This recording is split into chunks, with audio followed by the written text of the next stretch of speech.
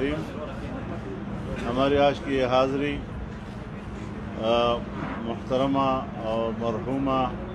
بیگم نسیم ولی خان کی وفات پر تعزیت کے سلسلے میں ہے۔ بیگم صاحبہ اس پورے منطقے کی اور اس پورے پختونخوا کی ایک انتہائی معزز خاندان کا حصہ تھی، اور انہوں نے اپنی زندگی جدوجہد میں گزاری ہے۔ ایک پشتون معاشرے میں ایک خاتون نے اگر اپنا تعارف کرایا ہے تو انہوں نے اپنی خدمات اور اپنی جدوجہد اور جمہوری جدوجہد کے حوالے سے میرے والد صاحب کے ساتھ انہوں نے پاکستان قومی اتحاد میں جو کردار ادا کیا، ہمارے لیے تو وہ ایک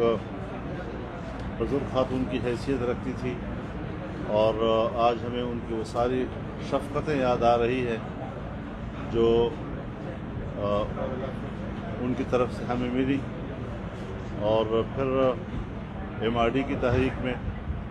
ان کا ایک بڑا نمایاں کردار رہا، اس میں بھی ہمیں مل جل کر کام کرنے کا موقع ملا۔ ایک بڑی پڑھی لکھی اور بڑی کمیٹڈ خاتون تھی، اور بلند عزم رکھنے والی خاتون جو کسی بھی چیلنج کا مقابلہ کرنے کے لیے نہایت بہادری کے ساتھ میدان میں آتی تھی۔ اور میں سمجھتا ہوں کہ جب خان عبدالولی خان مرحوم جیل میں تھے تو انہوں نے ان کی کمی لوگوں کو محسوس نہیں ہونے دی، اور مکمل طور پر ان کی وہ نمائندگی کی کہ دنیا کو اس پر گواہ بنایا انہوں نے۔ تو آج ہم اسی سلسلے میں یہاں حاضر ہوئے ہیں۔ یہ اس خاندان کا بھی ہمارے اوپر حق ہے، اور مرحومہ بیگم صاحبہ کا بھی ہمارے اوپر حق ہے کہ ہم ان کی ان تعزیت رسومات میں خود شریک ہوں، حاضر ہوں، اور ان کے خاندان کو اطمینان دلائیں کہ یہ ایک تحریکوں کا مرکز ایک خاندان ہے، اور ہمارے ساتھ تو پھر ان کے تعلقات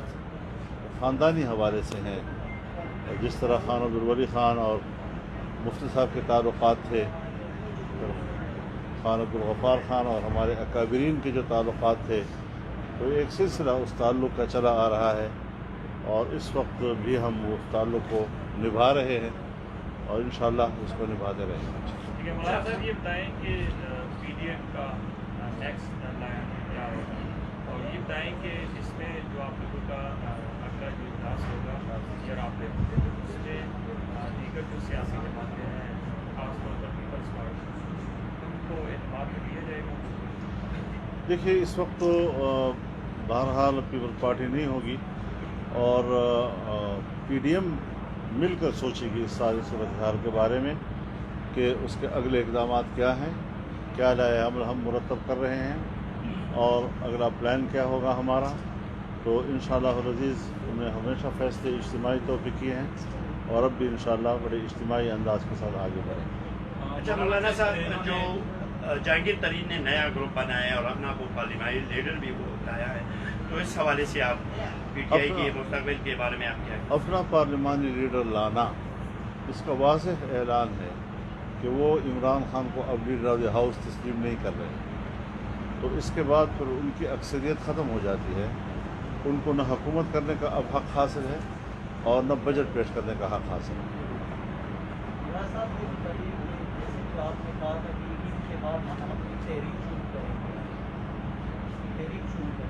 آیا اس کے بعد آپ جو ناراض آپ کے ساتھی تھے ان سے رابطے کریں گے؟ آیا آپ اگر PDM نے اجازت دی تو ضرور رابطے کریں گے۔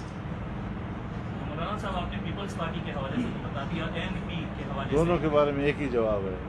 اب میں ان کے گھر آیا ہوں، تعزیت کے لیے آیا ہوں، آپ اس قسم کے سوالات کیوں کرتے ہیں؟ یہ ہمارے پشتون روایات کا حصہ نہیں ہے، یہ جدید ہمارے جو دنیا ہے اس میں سب کچھ چلتا ہے، لیکن ہم ایک پشتون سوسائٹی سے تعلق رکھتے ہیں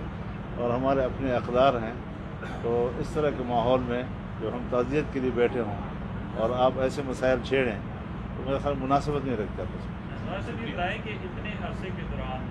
جب ظاہری بات ہے ناراضگی بھی آتی ہے، اختلافات بھی آتے ہیں سیاسی جماعتوں میں، نواز شریف کا یا صدر سابق صدر زرداری کا، ان کا آپ سے اس عرصے کے دوران کوئی رابطہ ہوا ہے؟ جی رابطے تو ہوتے رہتے ہیں، رابطے تو نہیں کٹتے، اور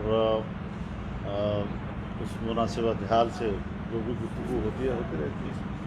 جہانگیر وہ شہباز شریف کو حکومت یعنی عدالت نے کہا کہ ضمانت دے دی، اب دوبارہ سے حکومت نے اس کا نام اس سیل میں ڈال دیا، تو یہ ایک آپ نہیں دیکھ رہے ہیں کہ یہ توہین عدالت بھی ہے اور ایک قسم کی تو توہین عدالت کا مسئلہ عدالت کا ہے، اس کو نوٹس لینا چاہیے۔ میں اور آپ کون ہوتے ہیں کہ اس کا نوٹس لیں؟ عدالت کو نوٹس لینا چاہیے۔ پنڈے رنگ روڈ حوالے سے اسکینڈل اس ریسنٹلی یہ حوالے سے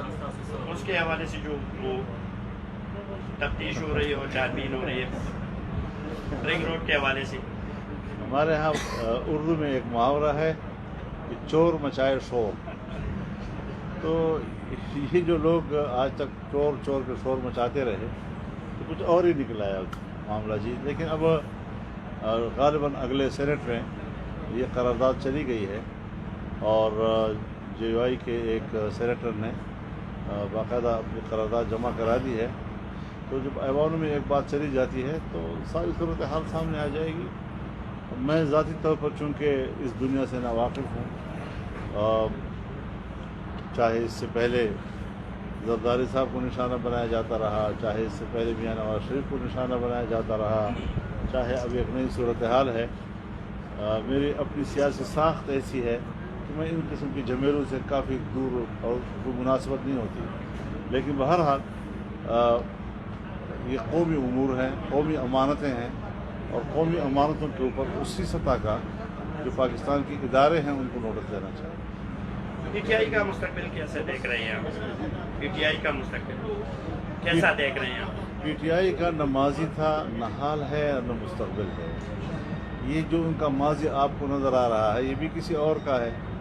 یہ جو ان کا حال آپ کو نظر آ رہا ہے وہ بھی کسی اور کا ہے، اور جو مستقبل نظر آ رہا ہے وہ بھی کسی اور کا ہوگا۔